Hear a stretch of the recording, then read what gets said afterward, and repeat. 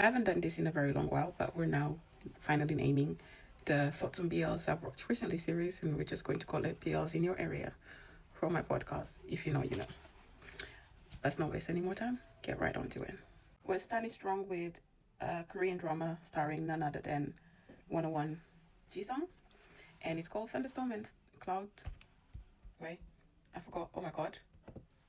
I'll put it up there. Thunderstorm and Cloudstorm, something like that. Anyhow, toxic, toxic, toxic.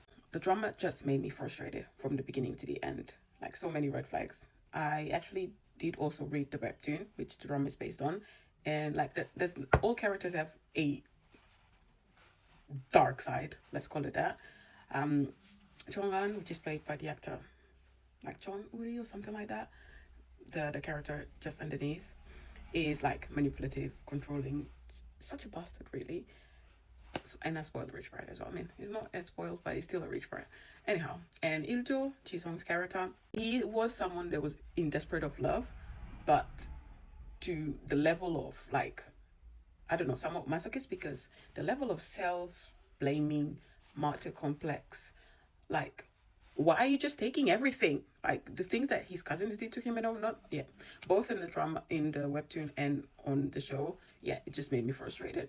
That being said, Jisung's he kind of really surprised me with his acting. I literally went in not expecting much.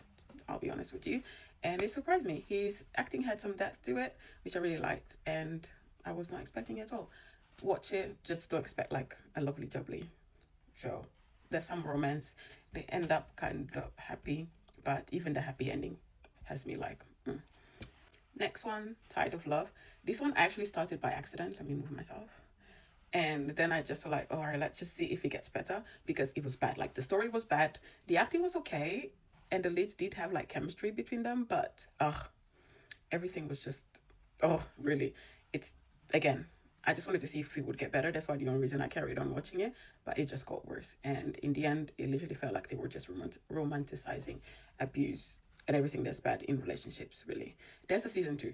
So I guess a lot of people have watched it. And it's literally like one of those short ones as well. Only has like 10 episodes, 10 minutes each episode. I mean, so yeah, I guess lots of people watched it because they did a season 2 and it was as bad as season 1. So yeah, do with that what you will.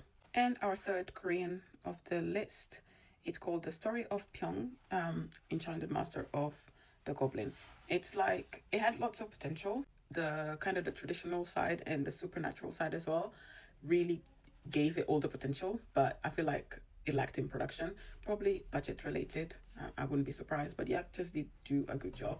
And like the story itself was quite simple, like very linear, very straight line, but the writing made it confusing, especially when you put in all the supernatural elements. Like they wrote them in a very weird way where it became hard for you to track why things were happening as they happened. And there were lots of like curveballs to just throw them in and no explanation, like, or context, or in some cases not even like a proper resolution. Anyhow, it was a bit confusing, but it was okay. It's a nice watch. Don't expect much, but it's an okay to watch. Okay, the next one is Japanese, and it's a different movie because it's a remake of an older series called Takumi-kun, the series, and which also based on a manga with the same name. The original one was my very first like BL show that I watched, not read. Mangas were always like the early stuff, but in terms of shows to watch, Takumi-kun, the series was my very first one. So it felt a bit nostalgic, and I was going in with that expectation, and I was heavily disappointed, I might say. Like the story itself is bad. Like it's very toxic. There's lots of things that should have been like addressed better that weren't, both in the original manga and the original shows as well. And there's lots of heavy themes like trigger warning, assault, abuse, rape, and so on. And so I was hoping that these kind of would like address them and then bring in some of the nostalgia from the original one and do things better. But yeah, was disappointed. And not just from the perspective from someone that has watched the original one, but even for a new watcher, I think like they didn't introduce the characters properly. There were lots of context missing. So if you're watching it for the first time, you're just watching a very toxic and like somewhat annoying show, because like there were a lot of things that they simply like, the especially in the toxicity side of things, they just perpetuated, if not made it even worse.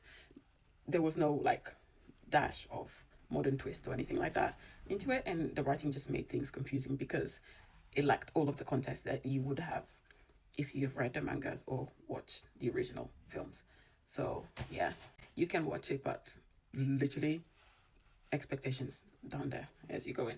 And the next one is a Taiwanese show called Secret Lover. I actually watched the first episode and then I found out it was based on webtoon, and then went to read that and then continue watching the show, and I kind of like it. There's lots of bad things with it, like the characters themselves. I feel like writers just love characters like Atu, which is the taller guy with emotional density of like a spoon, bad at communicating, but always portrayed as if they're misunderstood, no respect for boundaries, stubborn, overly jealous. Yeah, I feel like writers for these kind of shows just love characters like that. But there was some development, mostly because of Jin Xi, the character of the guy just with the apple on his mouth, because of how it negatively impacted him. Like Atu's character was kind of forced to grow a bit. And the thing that kind of gets you with the story is their care for each other. You can see it and the love for each other as well. That's what made me kind of like it overall. And I think they did a good job. They want to be too extreme with Atu's acting because again, he was too stoic. The actor is actually a singer called Chance. I like his songs.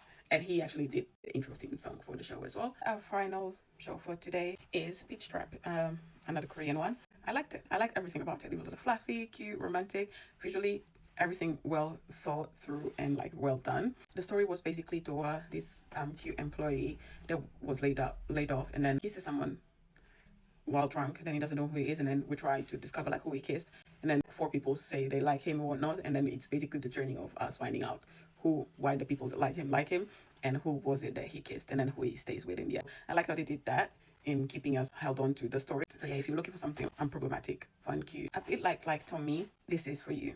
And that's it. I haven't included any of the Thai BLs to this list because there are just too many, and by doing so, I would basically miss some of the other original ones. So I will do a separate video with some of the ones that I've watched recently. If you watch any of the ones I mentioned, what do you think about them? Let me know in the comments and see you next time.